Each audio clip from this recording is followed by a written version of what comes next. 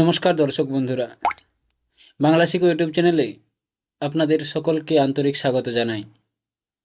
আজ 22শে শ্রাবণ, কবিগুরু রবীন্দ্রনাথ ঠাকুরের প্রয়াণ দিবস। বাঙালি জীবনে তিনি কেবল একজন কবি নন, তিনি আমাদের দৈনন্দিন যাপন, আমাদের আনন্দ, বেদনা, সংকট ও সান্ত্বনার এক অনন্ত আশ্রয়। মৃত্যুর এত বছর পরেও তার সৃষ্টি আমাদের মননে এবং বিশ্ব সাহিত্যের আঙিনায় চিরভাস্বর হয়ে আছে। আজকের এই বিশেষ ও ভাবগম্ভীর দিনে কবিগুরুর প্রতি গভীর শ্রদ্ধা নিবেদন করতে আমি আপনাদের সামনে পাঠ করতে চলেছি একটি বিশেষ গবেষণামূলক প্রবন্ধ।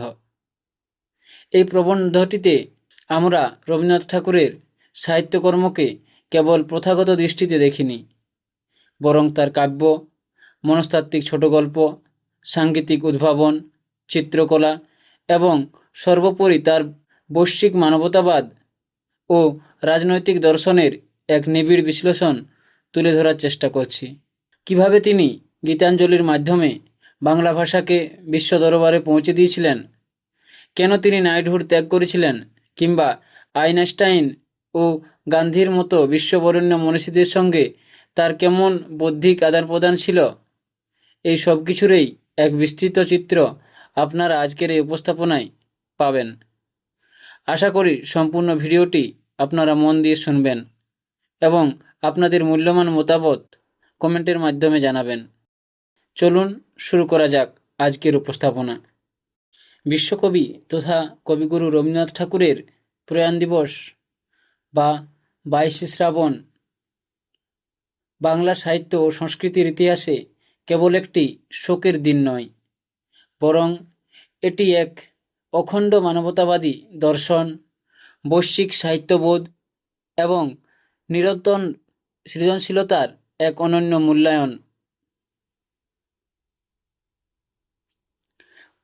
1913 সালে গীতাঞ্জলির সংস অফারিংস কাব্যগ্রন্থের জন্য এশিয়ার প্রথম ব্যক্তি হিসাবে সাহিত্যে তিনি নোবেল পুরস্কার প্রাপ্তির মাধ্যমে বাংলা ভাষা ও সাহিত্যকে বিশ্ব দরবারে এক অভূতপূর্ব মর্যাদায় আসীন করেন।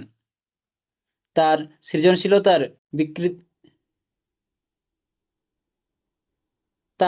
সৃজনশীলতার বিস্তৃতি কেবলমাত্র সাহিত্যের নির্দিষ্ট কোনো শাখায় আবদ্ধ ছিল না। একাধারে তিনি ঔপন্যাসিক, প্রাবন্ধিক, নাট্যকার, সঙ্গীতজ্ঞ, চিত্রশিল্পী এবং সমাজ দার্শনিক। জাতীয়তাবাদ, সাম্রাজ্যবাদ বিরোধিতা, গ্রামীণ পুনর্গঠন, শিক্ষার আধুনিকীকরণ এবং পূর্ব ও পশ্চিমের মধ্যে মেলবন্ধন, এই সব কিছুরই এক অপূর্ব সংশ্লেষণ ঘটেছিল রবীন্দ্রনাথ ঠাকুরের চিন্তা ও কর্মে। আজকের এই প্রতিবেদনটিতে আমরা রবীন্দ্রনাথের কবিতা, ছোট গল্প, উপন্যাস, নাটক, প্রবন্ধ, সাংগীতিক উদ্ভাবন, চিত্রকলা এবং তার রাজনৈতিক ও দার্শনিক মতাদর্শের উপর এক পূর্ণাঙ্গ, বহুমাত্রিক ও নিবিড় বিশ্লেষণ উপস্থাপনা করতে চলেছি। আলোচনাটিকে কয়েকটি পর্বে বিভক্ত করা হয়েছে। কাব্যজগৎ, গীতাঞ্জলি এবং অনুবাদের নন্দন তত্ত্ব। রবীন্দ্রনাথ ঠাকুরের সৃজনশীলতার মূল ভিত্তি ও চালিকা শক্তি ছিল তার কাব্য। প্রায় অর্ধশতাধিক কাব্যগ্রন্থের মধ্যে উল্লেখযোগ্য হল ভানুসিংহ ঠাকুরের পদাবলী 1884, কড়ি ও কমল 1886, মানসী 1890, সোনার তরী 1894, চিত্রা 1896, কল্পনা 1900, খনিকা 1900, গীতাঞ্জলি 1910, গীতিমাল্য 1914, বোলাকা, পূরবী, গদ্য কবিতার সংকলন পুনশ্চ এবং শেষ জীবনের প্রান্তিক ও শেষ লেখা ইত্যাদি কাব্যের পাশাপাশি সাহিত্যের অন্যান্য শাখাতেও তার সমান পদচারণা ছিল। তার রচিত বিখ্যাত উপন্যাসগুলির মধ্যে নৌকাডুবি, শেষের কবিতা, মালঞ্চ অন্যতম। নাট্য সাহিত্যে বিসর্জন, অরূপরতন ও তাসের দেশ এছাড়াও ডাকঘর রবীন্দ্রনাথ ঠাকুরের অনন্য সৃষ্টি। মননশীল প্রবন্ধ ও গদ্য রচনায় কালান্তর, সভ্যতার সংকট, আত্মজীবনীমূলক গ্রন্থ জীবনস্মৃতি ও ছেলেবেলা বাংলা সাহিত্যের অমূল্য সম্পদ হিসাবে বিবেচিত। তার কাব্যে ও অন্যান্য রচনায় রোমান্টিকতা, প্রকৃতির সঙ্গে মানবাত্মার অন্তর্নিহিত মিলন এবং উপনিষদীয় দর্শনের এই গভীর প্রভাব পরিলক্ষিত হয়, যা পরবর্তীতে তার গদ্য ও চিত্রকলাতেও প্রসারিত হয়েছিল।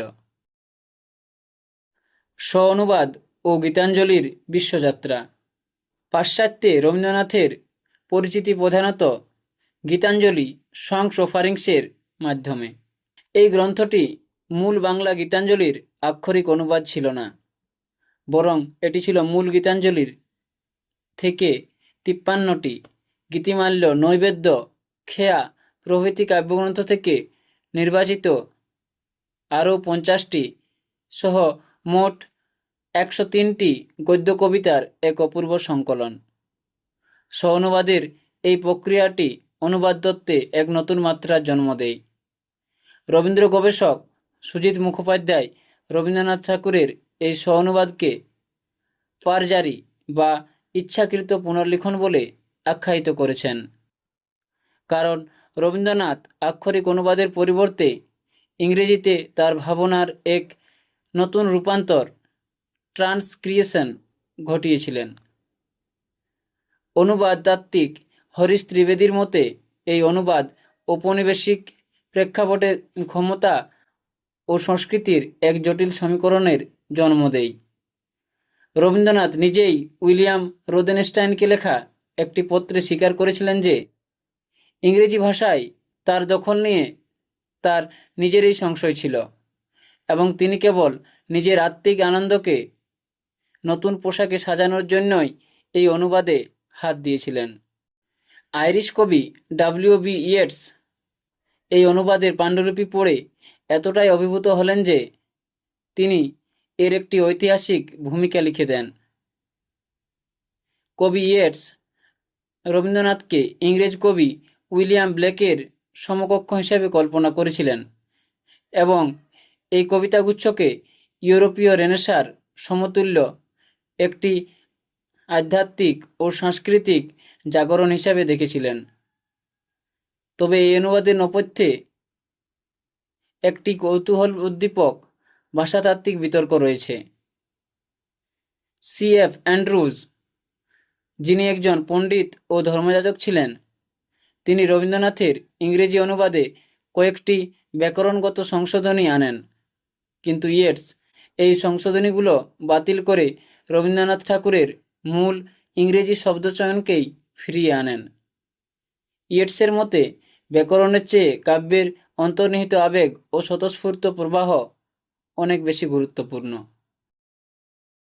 বিশ্ব সাহিত্য এর ধারণা ও তুলনামূলক সাহিত্যের সমালোচনা। 1907 সালে ন্যাশনাল কাউন্সিল অফ এডুকেশনে প্রদত্ত বিশ্ব সাহিত্য শীর্ষক বক্তৃতায় রবীন্দ্রনাথ কম্পারেটিভ লিটারেচার বা তুলনামূলক সাহিত্যের ধারণাকে প্রত্যাখ্যান করেন। সংস্কৃত সতত বা সহিত শব্দ থেকে সাহিত্য শব্দের উৎপত্তি টেনে তিনি যুক্তি দেন যে সাহিত্য হল মিলনের বা ঐক্যের মাধ্যম। ইউরোপীয় ওয়েল্ড লিটারেচারের বা গেটের বিশ্ব সাহিত্যের ধারণা যেখানে বাজার চালিত বা বৈশ্বিক বাণিজ্যিক বিনিময়ের উপর নির্ভরশীল ছিল, সেখানে রবীন্দ্রনাথ ঠাকুরের বিশ্ব সাহিত্য ছিল উপনিষদীয় বসুধৈব কুটুম্বকম বা আনন্দ এর দর্শনের উপরে ভিত্তি করে রচিত।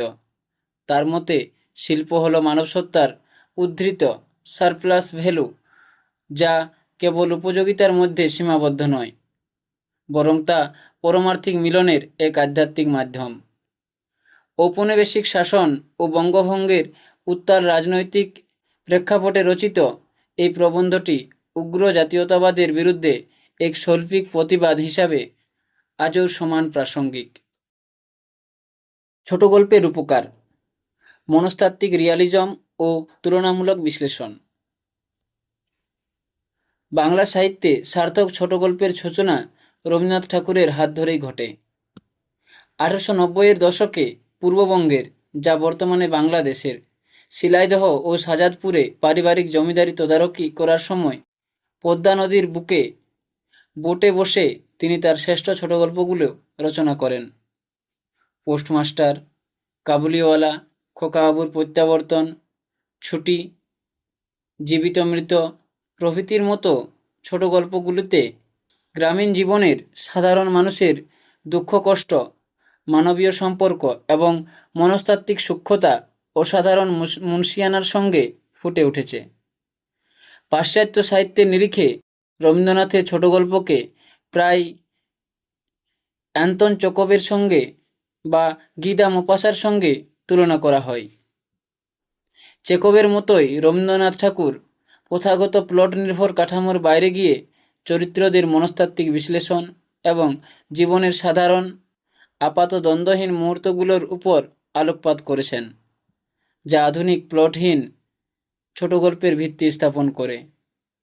মোপাসার রচনায় যেখানে অতিরিক্ত কামুকতা বা ইরোটিজম এবং কাঠামোগত যান্ত্রিকতা দেখা যায়, এবং টলস্টয়ের রচনায় যেখানে নীতিকথার প্রাবল্য থাকে, সেই জায়গায় রবীন্দ্রনাথ ঠাকুর এই দুইয়ের প্রান্তিকতাকে পরিহার করে সামাজিক বাস্তবতা, সোশ্যাল রিয়েলিজম এবং কাব্যিক গীতিময়তার পোয়েটিক লিরিকিজম এক অপূর্ব সংশ্লেষ ঘটিয়েছেন।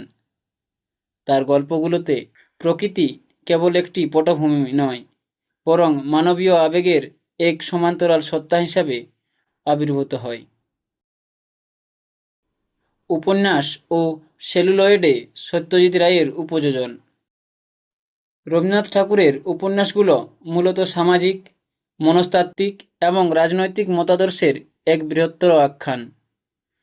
বৌঠাকরণীর হাট বা রাজর্ষি এর মতো প্রাথমিক ঐতিহাসিক উপন্যাসের যুগ পেরিয়ে তিনি চোখের বালি, গোরা, চতুরঙ্গ, ঘরে বাইরে এবং যোগাযোগের মতো মনস্তাত্ত্বিক ও ধারণাকেন্দ্রিক উপন্যাস রচনা করেন, যেখানে নারীদের আত্মানুসন্ধান ও সামাজিক প্রথা ভাঙার প্রয়াস এক নতুন যুগের সূচনা করে। ঘরে বাইরে এবং স্বদেশী আন্দোলনের মনস্তত্ত্ব। ঘরে বাইরে উপন্যাসে 1905 সালের বঙ্গভঙ্গ পরবর্তী স্বদেশী আন্দোলনের প্রেক্ষাপটে ব্যক্তিগত সম্পর্ক এবং রাজনৈতিক মতাদর্শের দ্বন্দ্ব চিত্রিত হয়েছে। নিখিলের সর্বজনীন মানবতাবাদ এবং সন্দীপের উগ্র প্রায় ফেসিবাদী জাতীয়তাবাদের মাঝে বিমলার মনস্তাত্ত্বিক টান পড়েন এই উপন্যাসের মূল উপজীব্য। প্রখ্যাত চলচ্চিত্রকার সত্যজিৎ রায় 1984 সালে এই উপন্যাসের চলচ্চিত্রায়ন করেন। সত্যজিৎ রায় তার সিনেমাটিক কাঠামোতে উপন্যাসের ন্যারেটিভকে কিছুটা পরিবর্তন করে শুরুতেই নিখিলের মৃত্যু পরবর্তী বিমলার শোকাহত রূপকে তুলে ধরেন, যার ফলে বিমলার আত্মানুসন্ধান এবং তার চরম মূল্য চোকাতে বাধ্য হওয়ার ট্র্যাজেডিটি আরও ঘনীভূত হয়। নষ্টনীড় ও চারুলতা।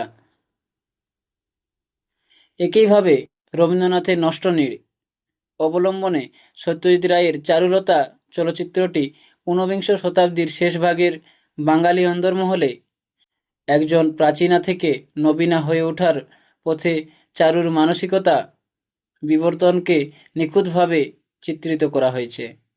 ভূপতির রাজনীতিমগ্নতা এবং চারুর নিঃসঙ্গতার মাঝে অমলের আগমন যে মনস্তাত্ত্বিক ঝড় তুলে, তা রবীন্দ্রনাথের কলম এবং সত্যজিৎ রায়ের ক্যামেরায় সমান্তরালভাবে এক মাস্টারপিস হিসাবে পরিগণিত হয়েছে। এছাড়া রবীন্দ্রনাথের ছোট গল্প অবলম্বনে সত্যজিৎ রায়ের 3 কন্যা চলচ্চিত্রটিও নারীসত্তার বহুমুখী রূপকে সেলুলয়েডে অমর করে রেখেছে। প্রবন্ধ সাহিত্য, ভ্রমণ কাহিনী ও সবুজপত্র এর চলিত ভাষার আন্দোলন। রবীন্দ্রনাথের গদ্যরীতিতে এক যুগান্তকারী পরিবর্তন আসে তার ভ্রাতুষ্পুত্রবধূ ইন্দিরা দেবীর স্বামী প্রমথ চৌধুরীর প্রভাবে।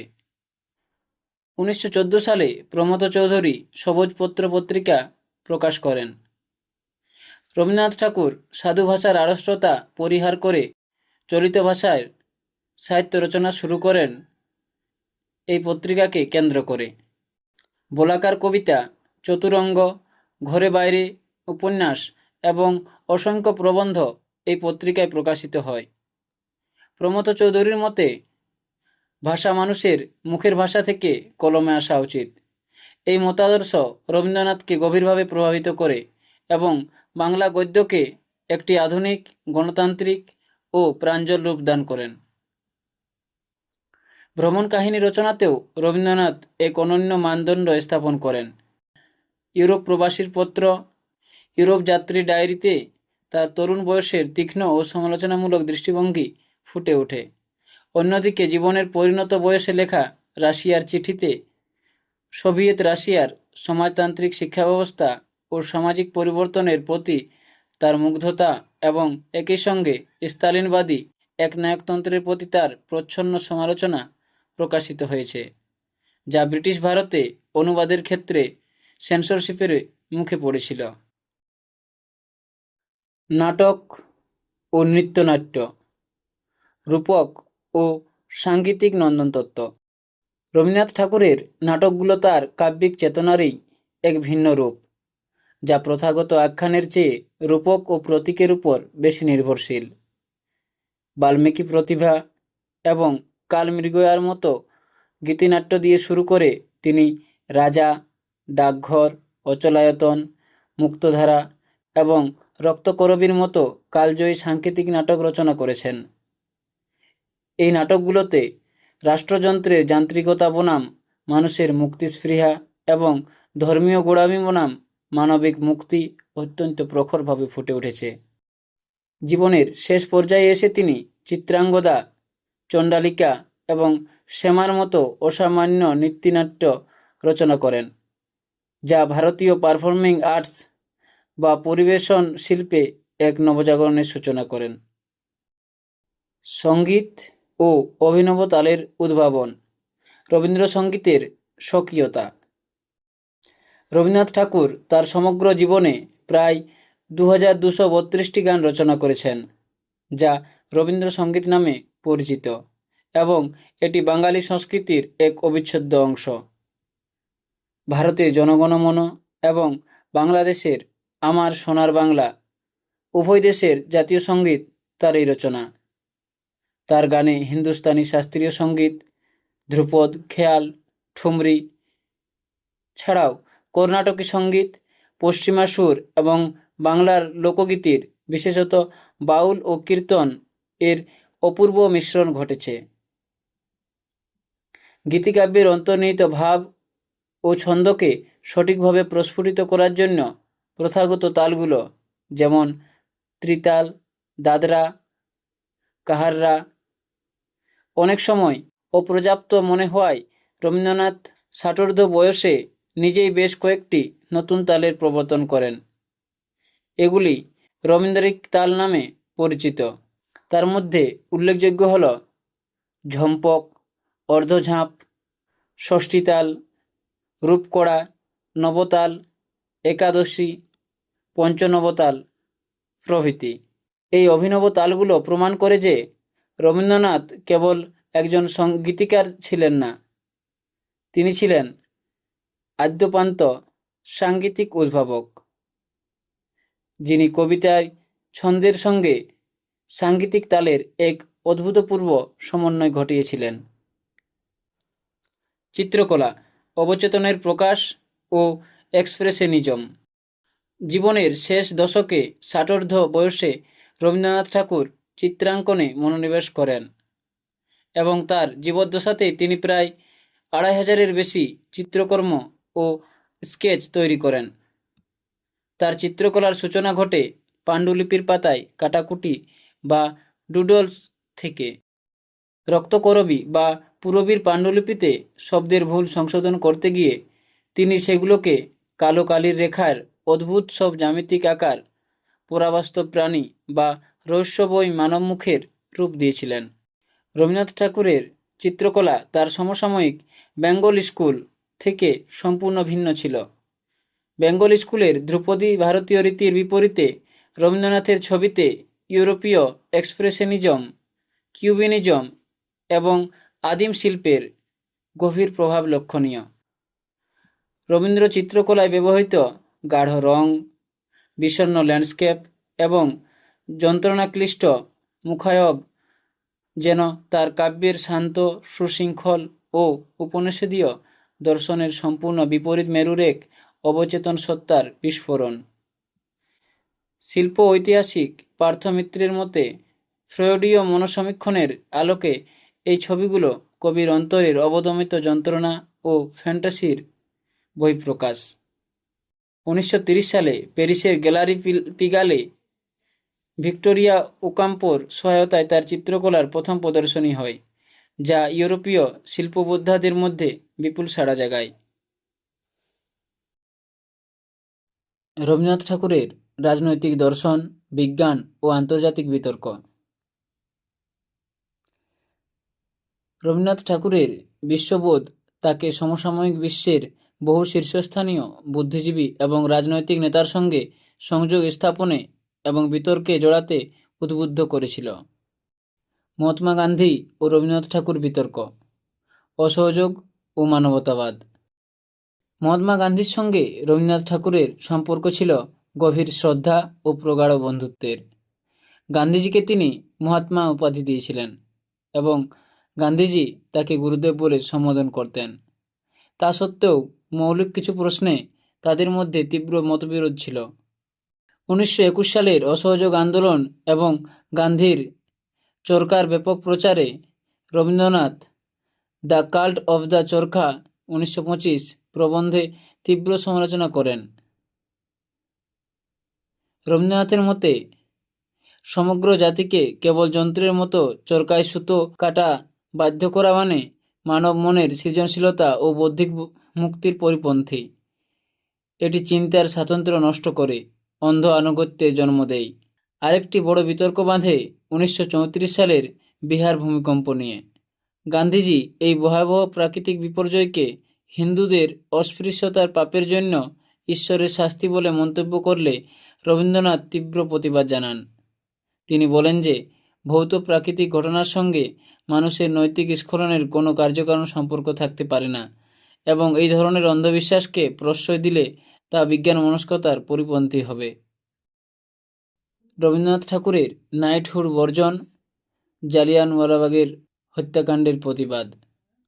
1919 সালের 13 এপ্রিল পাঞ্জাবের অমৃতসরে সংঘটিত জালিয়ানওয়ালাবাগ হত্যাকাণ্ডের নিষ্ঠুরতার প্রতিবাদে রবীন্দ্রনাথ ব্রিটিশ সরকারের দেওয়া নাইটহুড উপাধি ত্যাগ করেন।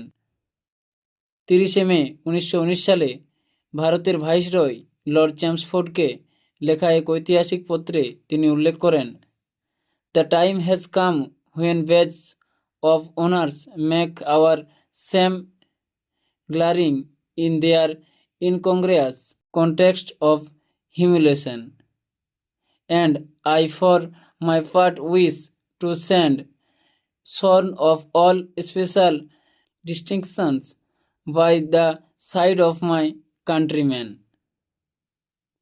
এই পত্রটি কেবল একটি রাজনৈতিক প্রতিবাদ ছিল না, বরং এটি ছিল ঔপনিবেশিক পীড়নের বিরুদ্ধে এক বৈশ্বিক মানবতাবাদী কণ্ঠস্বরের অমোঘ ঘোষণা, যা সমগ্র বিশ্বে আলোড়ন সৃষ্টি করেছিল। বিজ্ঞান চিন্তা ও সত্যেন্দ্রনাথ বসুর সঙ্গে সম্পর্ক। রবীন্দ্রনাথ আজীবন বিজ্ঞান মনস্ক ছিলেন। কোয়ান্টাম মেকানিক্সের অন্যতম পথিকৃৎ ভারতীয় পদার্থবিজ্ঞানী সত্যেন্দ্রনাথ বসু এর সঙ্গে তার গভীর সম্পর্ক ছিল।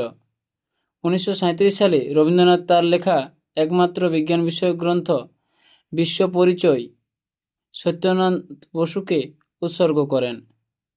1930 সালে বার্লিনের উপকণ্ঠে কাপুথে আলবার্ট আইনস্টাইনের সঙ্গে রবীন্দ্রনাথের কথোপকথন the nature of the reality বিজ্ঞান ও দর্শনের ইতিহাসে এক ধ্রুপদী দলিল।